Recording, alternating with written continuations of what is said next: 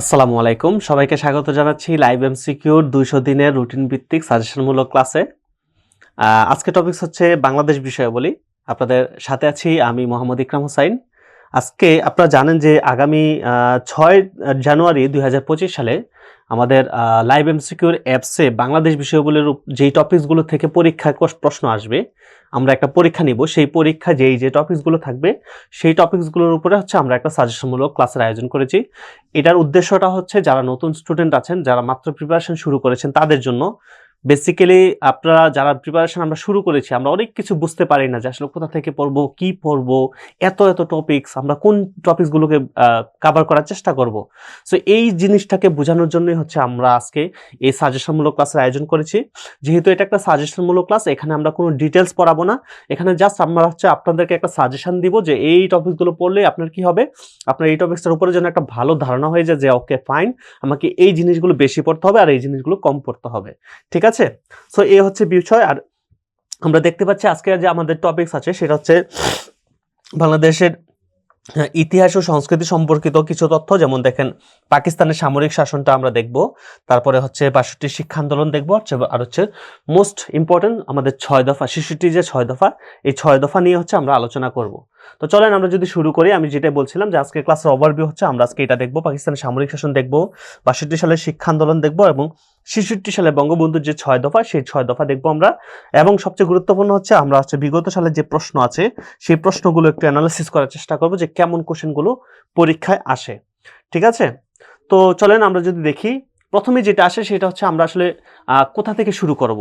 আমরা যখন একটা প্রিপারেশন শুরু করি, আমাদের প্রথম জিনিসটাই আসে যে বাজারে এত বই, হাজার হাজার সোর্স, আমরা কোথা থেকে, আর এটা তো সাধারণ জ্ঞান।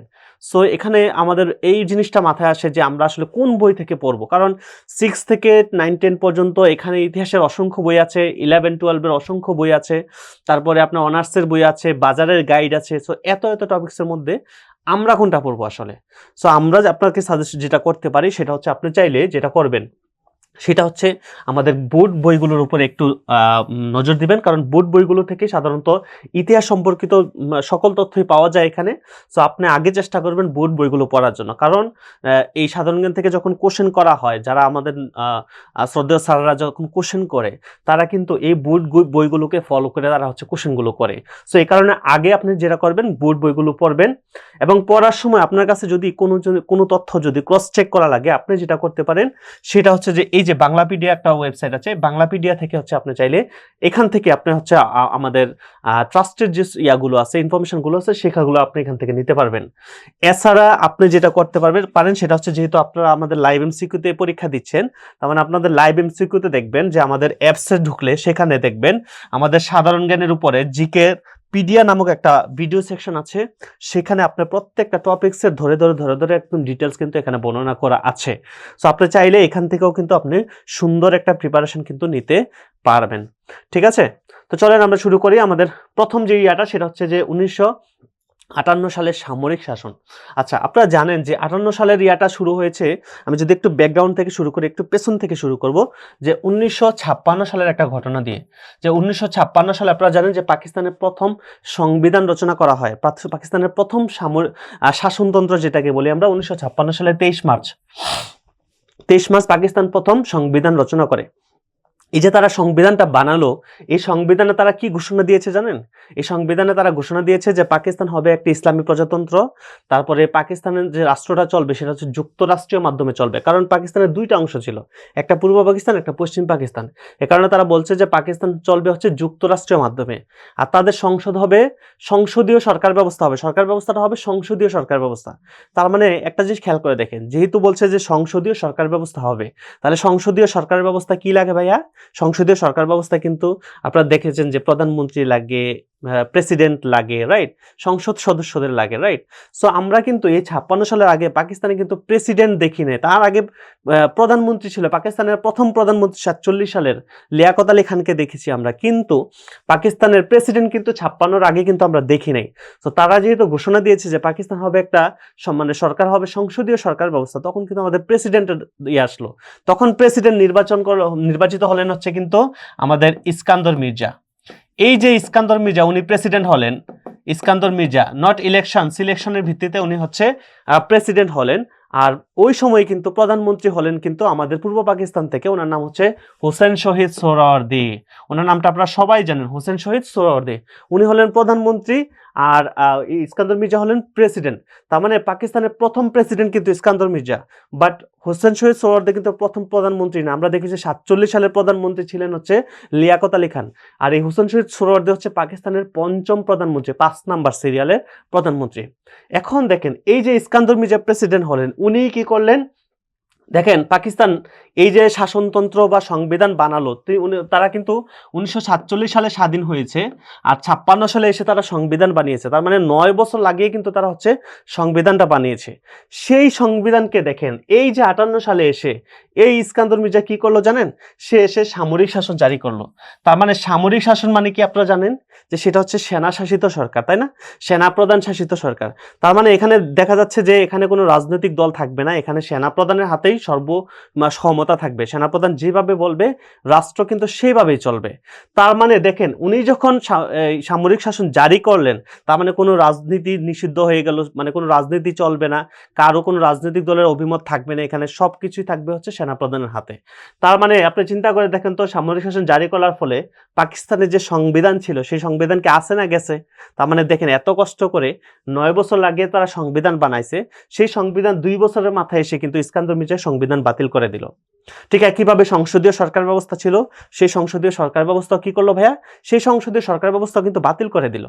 এবং বাতিল করার পর দেখেন তা সে কি করলো, এই যে দেখেন যেহেতু সংবিধান বাতিল করে দিল, যেহেতু সামরিক শাসন জারি করলো, তার মানে এখানে সামরিক শাসনের সেনাপ্রধান থাকবে প্রধান সবচেয়ে ক্ষমতার অধিকারী। তো উনি হচ্ছে যে 1958 সালের এই 7 অক্টোবর উনি হচ্ছে সামরিক শাসন জারি করলেন। আর প্রধান সেনাপ্রধান মানে সেনাপ্রধান নিয়োগ দিলেন কাকে জানেন? সেনাপ্রধান নিয়োগ দিলেন হচ্ছে আইয়ুব খানকে।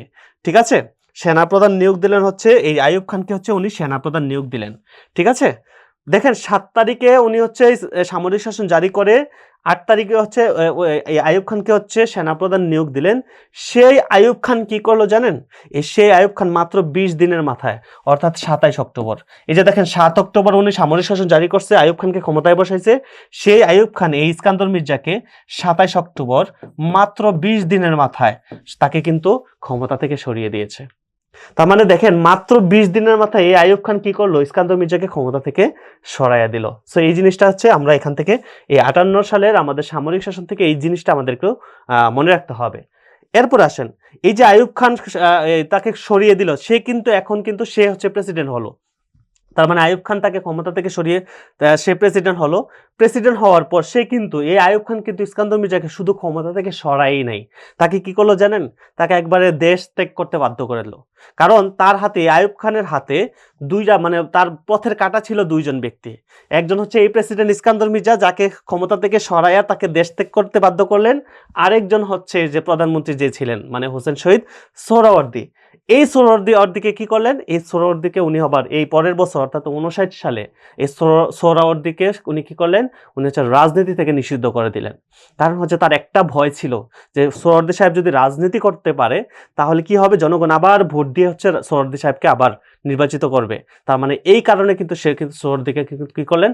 রাজনীতি থেকে একেবারে নিষিদ্ধ করে দিলেন। সো এই হচ্ছে আমাদের 58 সালের ঘটনা। আমরা 58 সালের পরে আমরা চলে যাব হচ্ছে 62 সাল।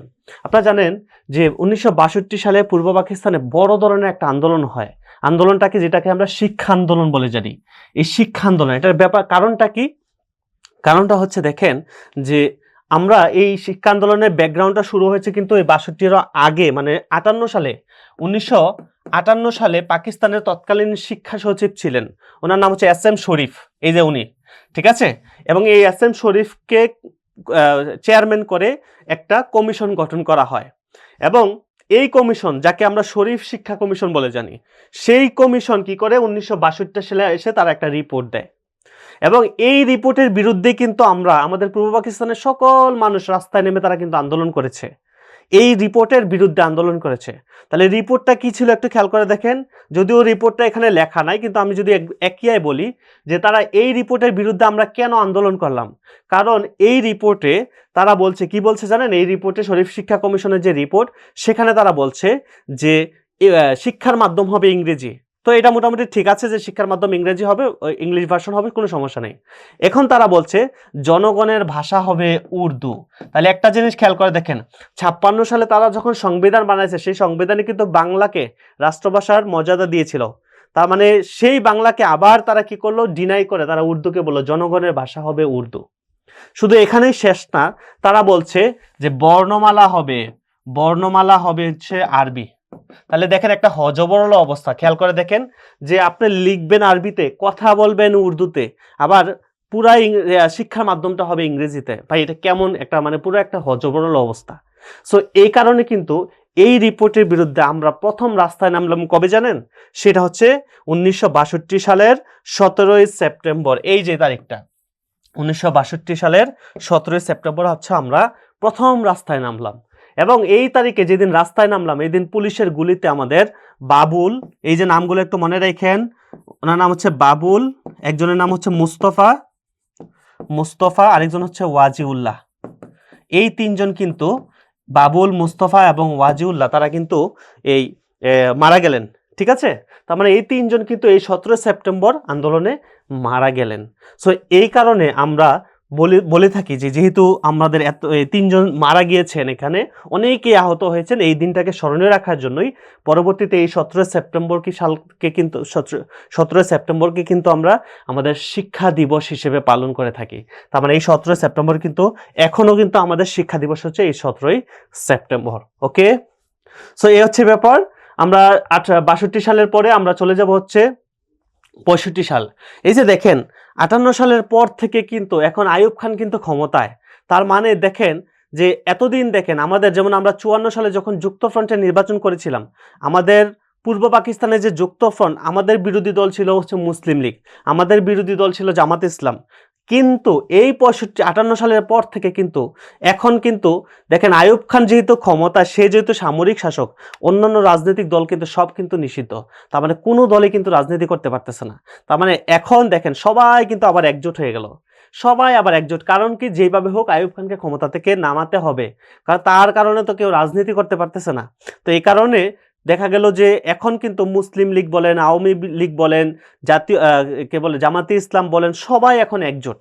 এবং একজোট হয়ে তারা হচ্ছে ওই যে গণতন্ত্র ফিরিয়ে আনার জন্য, সংসদীয় সরকার ব্যবস্থাকে আবার পুনরুদ্ধার করার জন্য তারা কিন্তু একটা কি বলে জোট গঠন করে, যেটাকে বলা হয় কপ অথবা কম্বাইন্ড অপোজিশন পার্টি। এই যে তারা সবাই মিলে একজোট হলো, এই সবাই কিন্তু এখন বিরোধী দল। ঠিক আছে, আইয়ুব খান হচ্ছে আপনার ক্ষমতায় আছে, আর তারা কিন্তু এখন সবাই কিন্তু বিরোধী দল। এবং এই বিরোধী দলগুলোই কিন্তু দেখেন 66 সালে এসে দেখেন 66 সালে বঙ্গবন্ধু যখন 6 দফা পেশ করেন, এই 6 দফা পেশ করতে যায় কিন্তু ওই যে পাকিস্তানের লাহোরে, ওই যে বিরোধী দলগুলো সব দলগুলো মিলে হচ্ছে একটা সম্মেলনের আয়োজন করে, এবং তারিখটা ছিল হচ্ছে এই 5 থেকে 6 ফেব্রুয়ারি।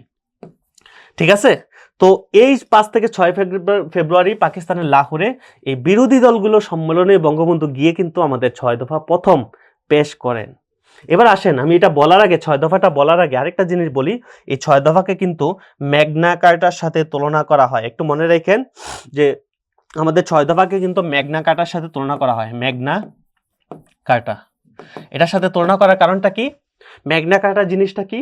ম্যাগনা কার্টা মানে মনে রাখবেন, ম্যাগনা কার্টার আরেক নাম হচ্ছে মহাসনদ। তার মানে হচ্ছে যে এই ম্যাগনা কার্টা, এই সনদটা কবে, এটা কিন্তু একটা নরমাল একটা চুক্তি। এই চুক্তিটা হয় হচ্ছে যুক্তরাজ্যে, ইউকেতে, যুক্তরাজ্যে 1215 সালের 15ই জুন। 1215 সালের 15ই জুন এই চুক্তিটা হয়। যুক্তরাজ্যের তৎকালীন রাজা ছিলেন, ওনার নাম হচ্ছে জন। যুক্তরাজ্যের তৎকালীন রাজা ছিলেন, ওনার নামই হচ্ছে জন। তার সাথে যুক্তরাজ্যের যে জনগণ, এই জনগণের মধ্যে একটা চুক্তি। তার মানে যুক্তরাজ্যের জনগণ এবং রাজার মধ্যে এই 1215 সালের 15ই জুন একটা চুক্তি হয়।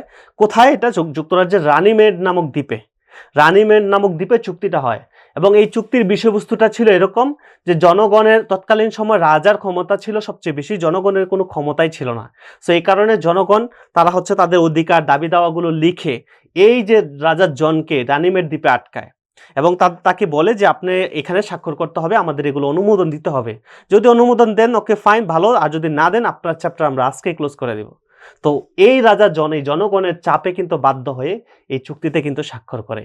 তো এই চুক্তির মাধ্যমে কি করলো? এই চুক্তির মাধ্যমে যুক্তরাজ্যের জনগণ কিন্তু তাদের অধিকার ফিরে পেল। ঠিক একইভাবে আমরা কিন্তু কি করলাম, এই যে আমাদের 6 দফাকে ম্যাগনা কার্টার সাথে এই ম্যাগনা কার্টার সাথে তুলনা করার কারণটা হচ্ছে যে এই ম্যাগনা কার্টার মাধ্যমে যুক্তরাজ্যের জনগণ যেমন তাদের অধিকার ফিরে পেয়েছে, আমরা কিন্তু 6 দফার এই যে 6 দফা কিন্তু আমাদের স্বার্থ সংশ্লিষ্ট দাবি ছিল, 6টা দাবি। তো এই কারণে এই 6 দফার মাধ্যমে বাঙালিরা তাদের অধিকার ফিরে পেয়েছে। এই কারণে আমাদের 6 দফাকে কিন্তু এই ম্যাগনা কার্টার সাথে তুলনা করা হয়। এবার আসেন, এই যে বঙ্গবন্ধু যে 6 দফা পেশ করলেন সেটা হচ্ছে পাকিস্তানের লাহোরে, এটা কিন্তু 5 ফেব্রুয়ারি, মানে একবার সম্মেলনটা 2 দিনের ছিল, কিন্তু বঙ্গবন্ধু হচ্ছে 5 তারিখে অর্থাৎ 5 ফেব্রুয়ারি উনি কিন্তু প্রথম দিনই কিন্তু এই 6 দফা পেশ করলেন। তবে দুঃখের ব্যাপার হচ্ছে যে ওই দিন কিন্তু যেহেতু সবগুলা বিরোধী দল ছিল, আমাদের বিপক্ষের দলও বেশিরভাগ ছিল, এ কারণে তারা কিন্তু কেউ অ্যাকসেপ্ট করে নাই। এবং 5 ফেব্রুয়ারির পরে বঙ্গবন্ধু দেশে আসলেন। দেশে এসে দেখেন 5 ফেব্রুয়ারি যখন উনি 6 দফা পেশ করলেন, বাঙালিরা কিন্তু এখনো জানে না, কারণ তৎকালীন সময় এখনের মতো মিডিয়া ছিল না যে ফেসবুকে লাইভ হবে সরাসরি, বা কেউ ভিডিও করে করে দিবে, লাইভ করে দিবে। সো এরকম কিন্তু ছিল না। সো উনি যখন দেশে আসলেন, এসে আনুষ্ঠানিকভাবে দেখবেন, আনুষ্ঠানিকভাবে মিডিয়ার সামনে উনি আবার এই 6টা দাবি পেশ করলেন হচ্ছে এই 23শে মার্চ।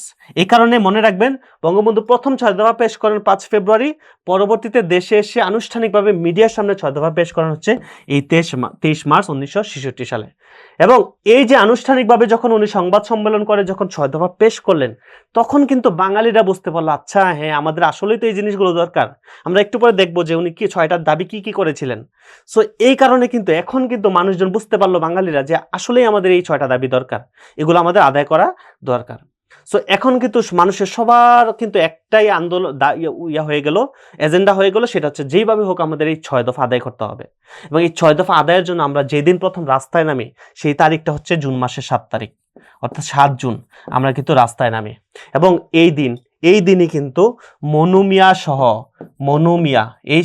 কিন্তু মনু মিয়া সহ 11 জন বাঙালিকে কিন্তু তারা হত্যা করে।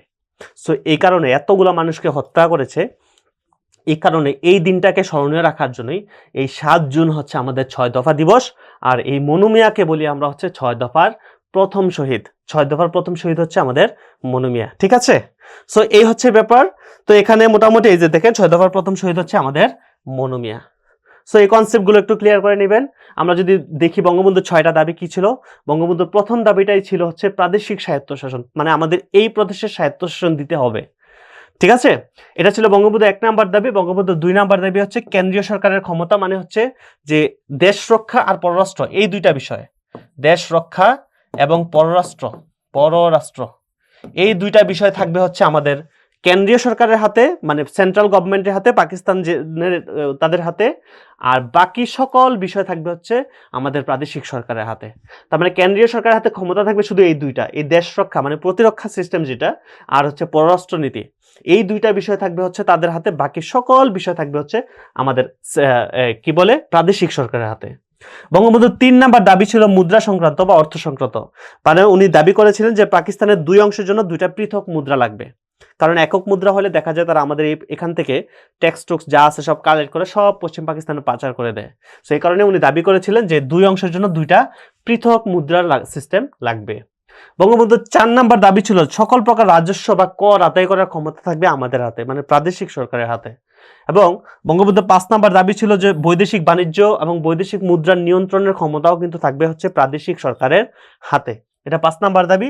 এবং 6 নাম্বার দাবি ছিল হচ্ছে যে আমাদের জন্য আলাদা করে একটা মিলিটারি বাহিনী বা মিলিশিয়া বাহিনী গঠন করতে হবে। তো এই ছিল মোটামুটি 6টা, সিরিয়ালে মনে রাখতে হবে, কারণ সরাসরি এইভাবেই আসে, 1 নাম্বারে কোনটা, 3 নাম্বারে কোনটা, অর্থ সংক্রান্ত কয়টা আছে। সো এই জিনিসগুলো কিন্তু পরীক্ষা এইভাবে কিন্তু আসে। সো এগুলো আপনারা একটু দেখে নিতে হবে।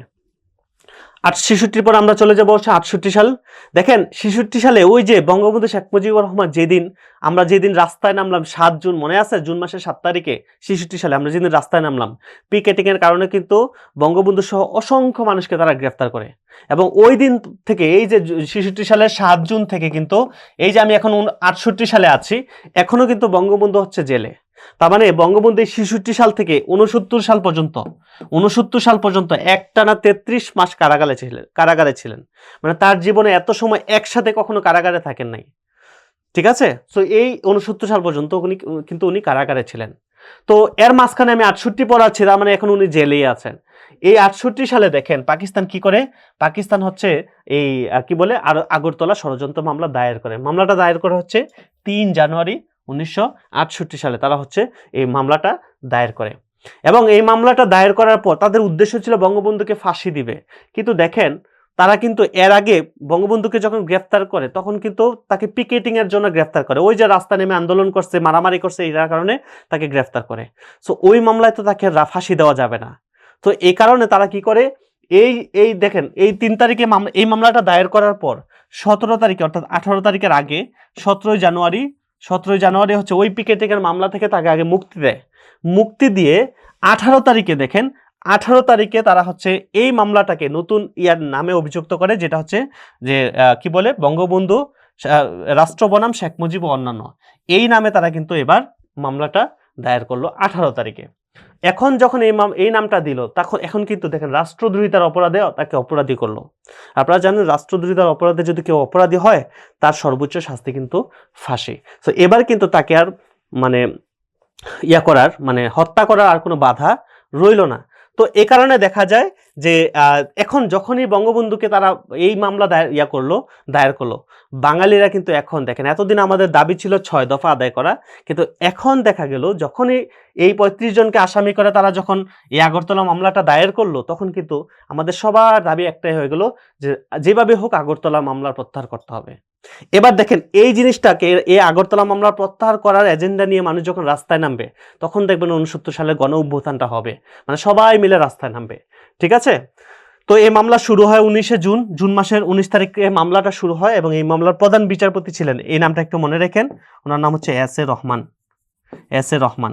উনি হচ্ছে এই মামলার প্রধান বিচারপতি ছিলেন। 69 সালে চলে আসছে আমরা। দেখেন 69 সালে 4 জানুয়ারি এটা একটা মনে রাখতে হবে, 69 সালে 4 জানুয়ারি ছাত্ররা একটা সংগ্রাম পরিষদ গঠন করে, সংগঠন তৈরি করে, যেটার নাম হচ্ছে সর্বদলীয় ছাত্র সংগ্রাম পরিষদ। এবং এই তারা সর্বদলীয় যে ছাত্র সংগ্রাম পরিষদ তারা কিন্তু 11 দফা কর্মসূচি ঘোষণা করে এবং এই 11 দফার মধ্যে কিন্তু বঙ্গবন্ধু 6 দফাও ছিল। তার মানে এখন দেখেন ওই যে মামলা কিন্তু অলরেডি দায়ের করা হয়ে গেছে, মানুষের কিন্তু দাবি এখন মামলা প্রত্যাহার করতে হবে। এবং ছাত্ররা যখন জানুয়ারি মাসে তারা যখন এই 6 দফার সাথে 11 দফা মিলিয়ে যখন নতুন একটা কর্মসূচি ঘোষণা দিল, এবার সাধারণ মানুষ সবার দাবি হচ্ছে 11 দফা আদায় করা।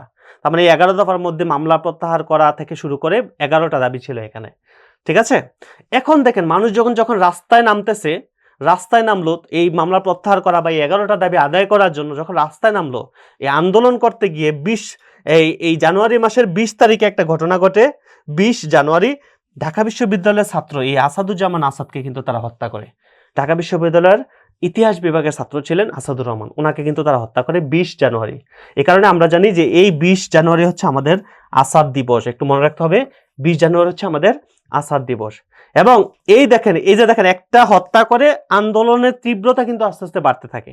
তো তারপরে দেখা গেল তার 4 দিন পরেই কিন্তু দেখেন 24 জানুয়ারি নবকুমার ইনস্টিটিউটের 9ম শ্রেণীর ছাত্র ছিলেন মতিউর রহমান, এই মতিউর রহমানকে কিন্তু তারা হচ্ছে এই হত্যা করে হচ্ছে 24 জানুয়ারি। এবং বলা হয়ে থাকে যে এই 24 জানুয়ারি মতিউর রহমানকে তারা যখন হত্যা করে তখন এত পরিমাণ মানুষ রাস্তায় নেমেছিল যে পাকিস্তানের নিয়ন্ত্রণ ক্ষমতা এই পূর্ব পাকিস্তানের নিয়ন্ত্রণ ক্ষমতা কেন্দ্রীয় সরকারের নিয়ন্ত্রণের বাইরে চলে গিয়েছিল।